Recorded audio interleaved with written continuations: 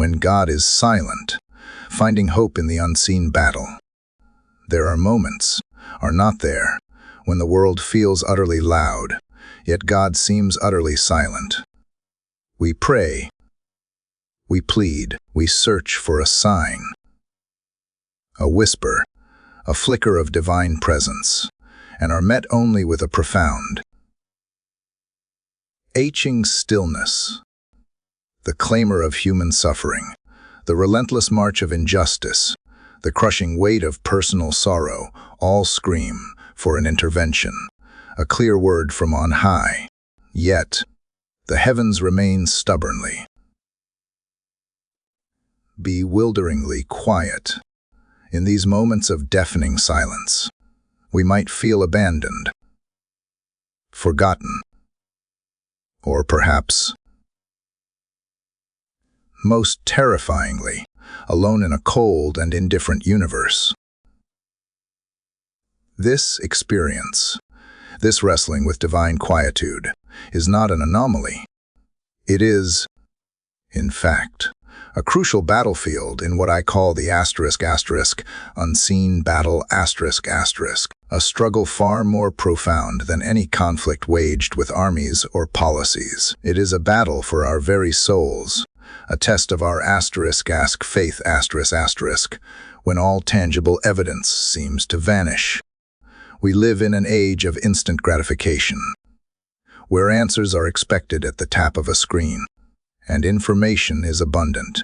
This conditions us to expect immediacy from all sources, even from the divine. But the reality of spiritual life often unfolds not in thunderclaps and blinding lights, but in a quiet, persistent yearning, a subtle nudge, or sometimes in a profound, unsettling absence. This absence, this period of God's seeming silence, is not necessarily a sign of his indifference, but perhaps profound invitation, an invitation to lean not on what we can see or hear, but on something deeper, more enduring, an identity, forged not in comfort, but in conviction. It is in these lonely stretches of silence that our faith is truly refined, stripped of its superficial comforts and tested for its true substance. Think of those moments when life's weight presses down upon you, when the answers you desperately seek remain elusive, when the path forward seems obscured by an impenetrable fog. It is in these very moments that the question of God's presence, or apparent absence, becomes most acute. We cry out, "Why?" and hear no discernible reply. Yet, this silence is not always an empty void. It can be a sacred space, a crucible where our trust is purified. It forces us to move beyond a transactional view of faith, where God is merely a cosmic vending machine for our requests, and into a relationship built on something far more profound, an unwavering belief in his character, even when his actions are inscrutable. This silence, this period of wrestling, is deeply connected to the reality of pain. When suffering enters our lives, the betrayal, the loss, the unfulfilled longing, it often feels like God has turned his face away. The raw, visceral anguish can drown out any memory of past grace, any whisper of future hope. We demand explanations, a logical framework for our agony. And when none is forthcoming, the silence of God feels like an additional burden, confirmation of our deepest fears. But what if this pain, even in its most agonizing forms, is not a sign of divine abandonment, but rather a profound, albeit brutal, form of divine communication? What if it is in the very depths of our suffering that we are most open to a truth that prosperity often obscures? It is in these dark valleys, when our own strength fails, when our illusions are shattered, that we often encounter the raw, unvarnished truth about ourselves and the world. Pain strips away our pretensions, forces us to confront our fragility, and reveals our profound need for something beyond ourselves. It is a harsh tutor, but a profound one, and the silence that accompanies it can be an invitation to listen more intently, not to the clamor of the world, but to the subtle, almost imperceptible movements of grace within our souls. This is how the unseen battle is waged, not against external foes, but against the inner despair that threatens to overwhelm us when God's face seems hidden. It is in allowing the pain to teach us, rather than crush us, that we begin to glimpse the contours of a deeper reality. This journey through silence and suffering inevitably brings us face to face with doubt. How can a loving God allow such things? Why does he remain quiet when his children cry out? These are legitimate questions, born not of malice, but often of profound anguish and a genuine search for truth. And to suppress them, to pretend they do not exist, is to engage in a shallow faith that cannot withstand the storms of life. C.S. Lewis himself wrestled with agonizing doubt, particularly after immense personal loss. He did not dismiss it, but rather grappled with it, seeing it as a necessary part of a robust spiritual journey. Doubt, in this sense, is not the enemy of faith, but its refining fire. It forces us to examine the foundations of our beliefs, to seek truth not in convenient fictions, but in the enduring realities that underpin all existence. When God is silent and our doubts amplify, it compels us to search more deeply, to probe the arguments, to lean on the wisdom of those who have walked this path before us. It is through this wrestling that a shallow, inherited faith can be transformed into a deeply personal conviction, forged in the crucible of experience. The silence of God does not prove his non-existence. It simply shifts the arena of encounter from the audible to the internal, from the obvious to the subtle. And what of free will in this landscape of silence? We are given the profound, and sometimes terrifying, gift of choice. We can choose to curse the darkness, or to seek the light within it. We can choose to succumb to despair, or to cling to the fragile thread of hope. This freedom, while liberating, also carries immense responsibility. For every choice we make, however small, casts a ripple in the fabric of our existence, shaping not only our own souls, but impacting the world around us. In the silence of God, this choice becomes even more poignant. Do we interpret the silence as abandonment, or as an invitation to greater trust? Do we allow our pain to embitter us, or to lead us to deeper compassion? It is in this space of free will that temptation finds its most fertile ground. The temptation to give up, to believe the lie that God is absent or uncaring, to seek solace in destructive distractions, rather than confronting the silence. The world offers a myriad of escape routes from the discomfort of spiritual yearning. Endless entertainment, fleeting pleasures, the pursuit of power or acquisition. These distractions promise to fill the void, to drown out the echoes of doubt, but they ultimately leave us more empty, more isolated. But temptation, though powerful, is not insurmountable, for within us, if we choose to cultivate it, resides a strength, a spirit that can resist its pull. This inner strength is not self-generated. It is a gift, a divine empowerment, accessible to those who choose to align their will with the source of all goodness. It is the steadying hand in the storm, the quiet voice that reminds us of our true calling amidst the clamor of the world. And it is in these moments of choice, in the small, daily battles against our own lesser selves, that the most significant victories are won in the unseen battle. The profound truth we must remember, even and especially when God is silent, is the reality of God's love ***. This is not a sentimental, saccharine emotion, but a fierce, relentless, and often demanding love. It is the love that created the cosmos, that sustains every atom, that breathes life into every living thing.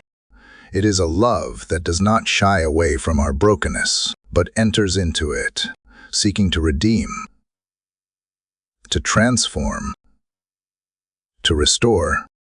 This love is not something to be earned through good deeds or perfect behavior. It is a gift, freely given, yet inviting a profound response. It is a love that pursues us relentlessly, even when we flee, even when we rebel. It is a love that waits patiently, always ready to welcome us home, to embrace us in our raggedness and transform us into something beautiful. The silence of God does not negate His love. It often serves to deepen our understanding of it. Like a parent who allows a child to struggle with a puzzle, knowing that the discovery itself is more valuable than a handed-down solution, God's silence can be an act of profound love, inviting us to grow, to seek Him not for what He can give, but for who He is. It is in the absence of easy answers that we are forced to grapple with the mystery of His being, and in that grappling, we come to know Him in a way that mere intellectual assent could never achieve. This love is the ultimate wellspring of hope, even when hope feels like a distant star. This hope is not a naive optimism, nor is it a blind faith in a favorable outcome. It is a profound conviction rooted in the very character of God, a certainty that ultimately good will triumph over evil, light over darkness, and life over death. It is the assurance that even in the darkest valleys, there is a light beyond the shadows, and that all things, even our deepest sorrows, can be redeemed and ultimately serve a higher, loving purpose. It is the promise that the story of our lives, no matter how fractured or painful it may seem, is ultimately part of a grander, more beautiful narrative crafted by the divine author. This hope sustains us in the silence, allowing us to endure the weight, to persist in prayer, and to continue seeking His face even when it seems hidden. It is the steady anchor in the unseen battle. And this grand narrative is one of redemption. We are all, to varying degrees, broken. We carry wounds, bear the scars of our own mistakes and the wrongs committed against us. We know what it means to fall short, to regret, to long for a clean slate. And the beautiful, astonishing truth, which resonates even in God's silence, is that such a slate is offered. Redemption is not merely forgiveness, though it certainly includes that. It is a profound process of restoration, of being made new, of being healed from the deepest reaches of our being. It is the promise that no sin is too great, no wound too deep, no past too dark to be touched by the transforming power of divine love. It means that our mistakes, our failures, even our deepest shames, can be woven into a tapestry of grace, becoming not monuments to our brokenness, but testaments to the boundless mercy that seeks us out and transforms us. This journey of redemption is a return, a gradual awakening to the truth of our own spiritual lineage. It is a shedding of layers, a peeling back of the artificialities and defenses we have built around our vulnerable souls. It is allowing the divine light to penetrate the darkest corners of our hearts, not to condemn, but to illuminate and heal. This is why the path often feels arduous, why it demands a profound courage, especially when God is silent. For to truly embrace redemption is to confront the unvarnished truth about ourselves, both our inherent dignity and our profound need. But on the other side of this honest reckoning lies a freedom more expansive than anything the world can offer, a lightness of being that transcends understanding. This is the ultimate hope in the unseen battle, that even in the silence we are being remade, the Sissel's longing ***, that persistent ache for home, for meaning,